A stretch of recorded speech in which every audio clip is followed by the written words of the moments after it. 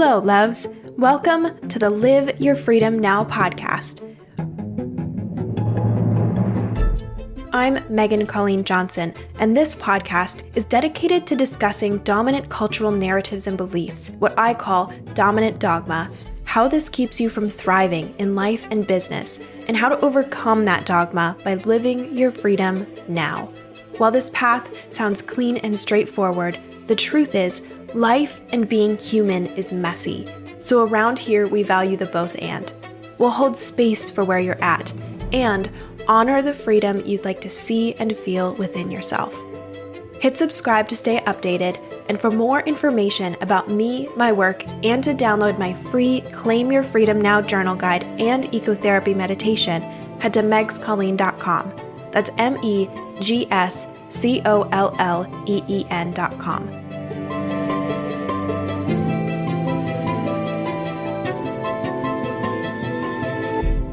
Hello, free thinker. Welcome to this episode of the Live Your Freedom Now podcast. As a heads up, you are tuning in during a time, the months of November and December 2022, when I have decided to take a break from writing for the podcast.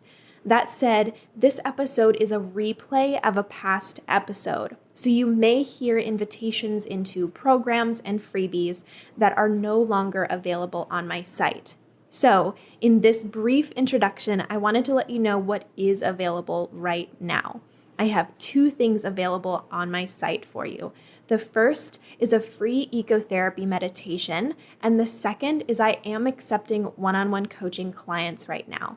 You can access and learn more about these two things at my website, megscolleen.com, and I hope you enjoy this episode replay.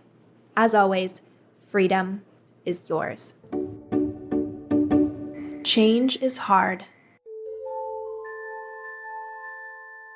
Hello, creative humans. Today, I am writing to you from my living room, dining room, kitchen floor. My place in DC is pretty tiny, so it's basically all the same thing. As I take this morning slowly, I'm sitting on my biomat to soak in all the negative ion energy and infrared heat. I have a delicious mango ginger iced tea to my left and my giant water bottle to my right. My notes are sitting on the biomat next to me. Patrick, my pup, is snuggled up in his bed, fast asleep in the closet, and things are very quiet today. Internally, I'm feeling very grateful, serene, and fully embracing this slow and easeful day. As I take a moment to pause and notice my inner and outer worlds, I encourage you to do the same. Notice the colors within your world, the objects around you, where the light hits, and where shadows fall. Notice the textures of what is holding you and what is around you. Notice how your body feels today, how your heart feels, and if there are any tender or tight spaces in your being. Not judging what you see and are experiencing, simply noticing it, allowing it. Honor it with your brief attention and presence. This is a practice of freedom that you can utilize at any time, a practice to attune to your space and come home to your power. As a reminder, I encourage you to notice your inner and outer worlds in each episode because I believe freedom is found in the small, present moments already surrounding us. That is where freedom of choice lives and where life is actually happening. So why not start our time here? Additionally, within somatic healing and presence practices, a large part of cultivating inner capacity begins by noticing your environment, not closing your eyes and disconnecting from your body and surroundings. Instead, breathing into the textures, the light, the shadows, the colors, and the weight of where you are, right here and now.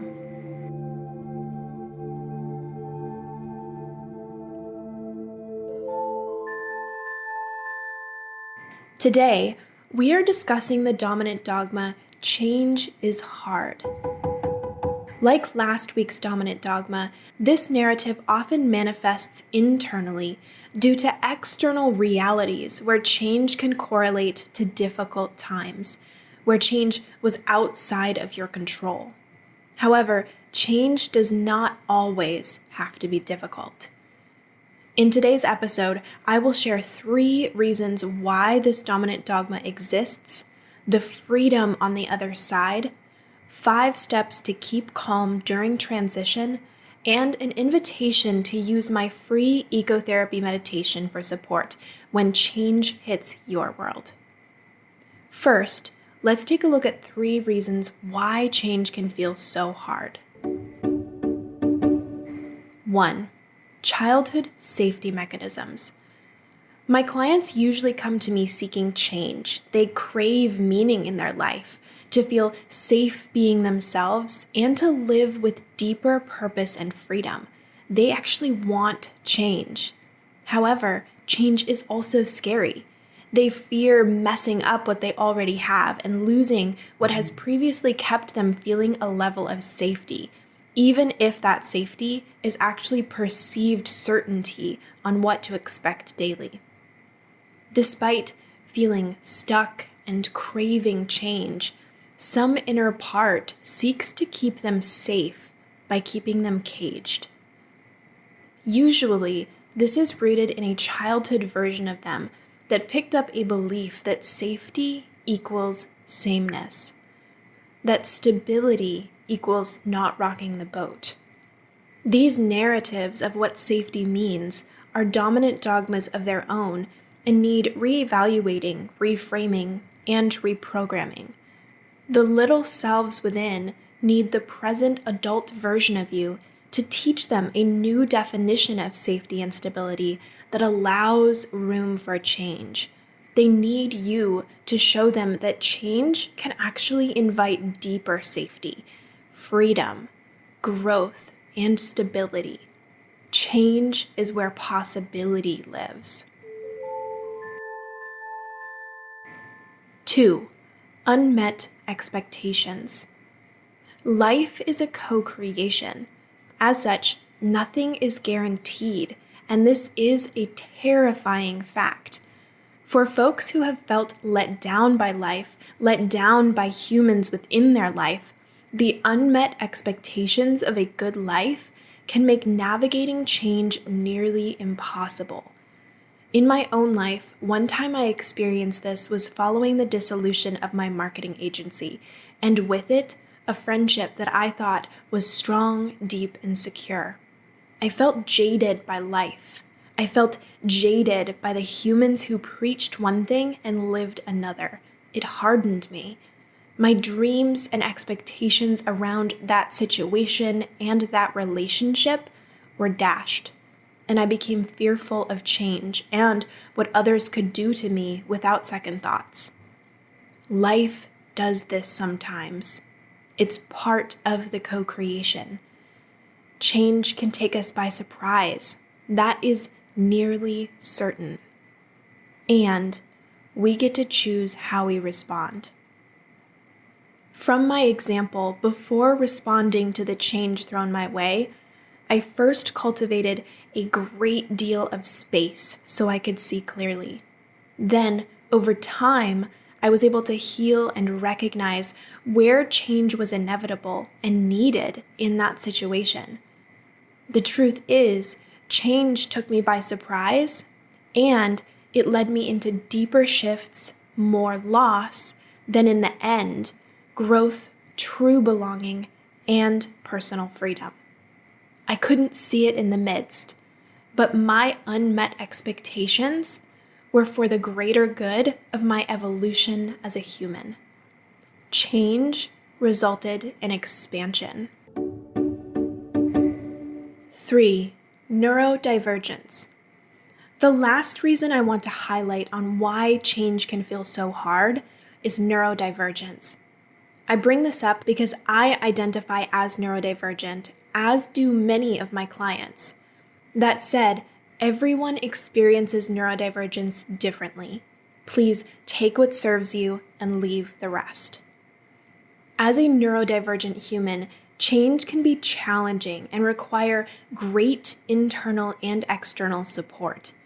Due to high sensitivity and a need for clarity when rapid change occurs, I can break down, my migraines ramp up, and my cognitive problem-solving skills decline.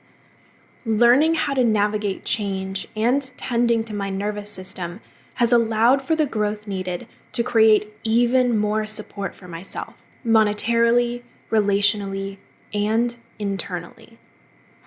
As I have crafted supportive coping strategies for change, I have made money with more ease, developed deeper friendships that honor and celebrate uniqueness and difference, and navigated my emotions with greater capacity and flexibility.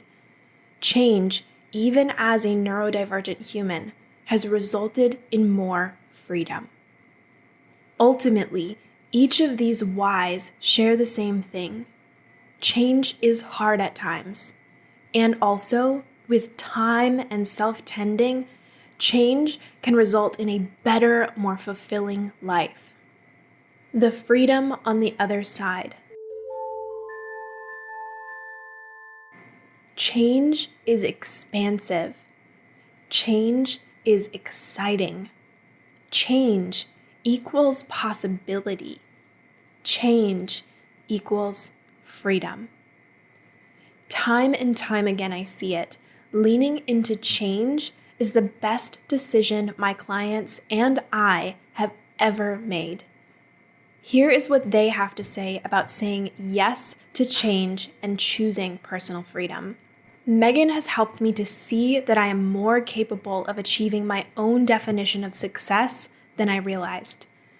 Prior to working together, I had just gotten married, moved to a new state, started working on a new career, and so much more.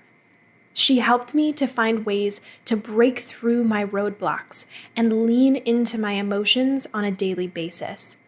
She was gentle, kind, and truly listened to me without judgment so that I could stay in action, always making decisions that will lead to my own happiness. Megan truly helped me to feel brave. Erin T.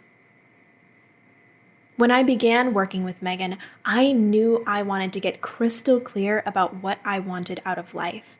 I had experienced a series of big life changes that left me unbalanced and unsure about what I wanted to accomplish next. My time coaching with Megan was restorative, challenging, supportive, reflective, and empowering. She challenged me to dig in, reflect, and answer big questions that helped me to define my voice and set healthy boundaries. Through this series, I discovered how to trust myself and set goals that are helping me purposefully move forward in work and life. She communicated clearly with me and was deeply connected and available for whatever thoughts and questions I had. It was truly amazing. Joanna S. And this leads me into the practical side of this podcast episode, how you can lean into change, how you can navigate and keep calm during transition so that you can live as your most free and alive self. 5 tips to keep calm during transition. Sometimes, when seeking to create a more aligned life, things have to shift, change, and get uprooted first. I know that has been the case for me time and time again.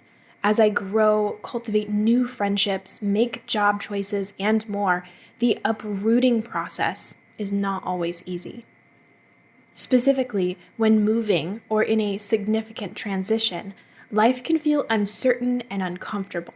And for even the most grounded human, it can stir up anxiety. Here are 5 super practical tips to help you keep calm during transition so that you can truly live free. 1. Plan ahead. Whether you are neurodivergent and love to know all the details, or you tend to be disorganized and throw it all together last minute, I first recommend crafting your plan. Make a note of what the change is: moving, a new job, a health difficulty, getting a pet, whatever it may be. Note where you are going, who you are connecting with, how you will maintain your routines, where you can get water and food, and what supplies you'll need along the way. You can get as detailed or as flexible as you desire, but I highly recommend writing your plan down so you can easily access it if things seem to be going sideways. This plan is not so you can rigidly cling to it.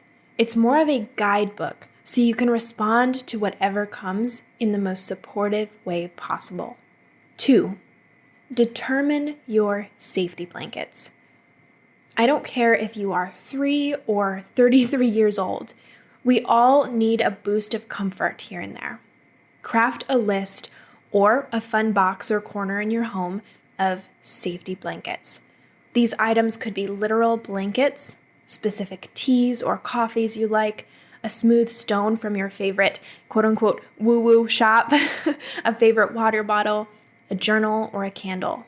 Whatever brings you a sense of calm and comfort. Keep these close during transition and change. Ensure that you can access them easily throughout this season or journey. 3, eat. During big seasons of transition, I have the most challenging time making space for cooking healthy meals, but they are also necessary so that my body feels good and I don't get migraines. Without careful consideration, I can oscillate between not eating and reaching for all the junk food I can handle. Not great support during a season of transition. Instead, I've learned that having easy, healthy meals and snacks is crucial. Sometimes this looks like ordering a month's worth of daily harvest and making bone broth to use in those meals, keeping my pantry stocked with healthy snack bars, nuts, and teas, or picking up 5 Trader Joe's frozen boxed pho that I can pop in a pan and call it a day. Whatever it is that you need so you can support your body amidst change. 4, communicate your needs and listen to the needs of your people. So often, embracing the dominant dogma, change is hard, is rooted in not having your needs met during change as a child. This tip is directly tending to that by using your voice to speak your needs and honoring those around you by listening to their needs. Others may not always be able to join you in meeting your needs, but you can always ask for support and invite them into this with you. In turn, you can always let others know you don't have the capacity to meet their needs, but when possible, you can meet them in the same way they are meeting you. Use your voice. Show your inner little one that it's possible. 5, make a plan for creating stability in this new season. Just as you planned for the season of change, make a plan for as things settle. Once you have the new job, make the move, get the diagnosis, what does creating stability mean to you? What do you want life to look like, feel like, and taste like? How can you cultivate that? How can you cultivate freedom in this new season, knowing that true freedom is always found in the present? These 5 tips are not only practical tools for navigating transition, but as I mentioned previously, by engaging in these practices, you are also reparenting the little one within, the little you who didn't have the support they needed during seasons of change. You are giving that to yourself now. So lean into that, remember that, and trust that you can make it through to the freedom on the other side of change. Before we close this episode, I want to offer one more tool for support amidst transition, my free ecotherapy meditation. On my website, I have a free brand new ecotherapy meditation and journal guide that you can use as you call in change, navigate transition, and claim your freedom. You can learn more about ecotherapy and access the meditation at my website, megscolleen.com. That's megscolleen.com. And that is what I want to leave you with today. Change is expansive. Change is exciting. Change equals possibility. Change equals freedom. If you listened to today's episode, I would love to know. Please tag me on Instagram at megscolleen or shoot me a DM and fill me in on how this episode landed with you. Additionally, if you want support on your freedom journey, I would love to invite you into a one-on-one coaching series. If deep in your spirit you want to feel empowered, share your creativity, live with freedom, and finally feel joyful again, then you're in the right place. My goal is to help you integrate the parts of you feeling afraid and unsupported, hand back the outdated cultural stories, and guide you to rise as the deeply, wildly, and holistically free human you already are. This is your time to embody the freedom you crave. Your next step? Book a free clarity call with me. You can do that at megscolleen.com, and I hope to see you on a call soon. All right, I will see you next week. Freedom is yours. Thank you for joining me for another Live Your Freedom Now podcast episode. If you enjoyed this episode, I'm always so grateful for a 5-star rating, and you can learn more about me, my work, and download my free Claim Your Freedom Now journal guide and ecotherapy meditation at megscolleen.com. That's megscolleen.com. I'll see you next time, and as always, freedom is yours.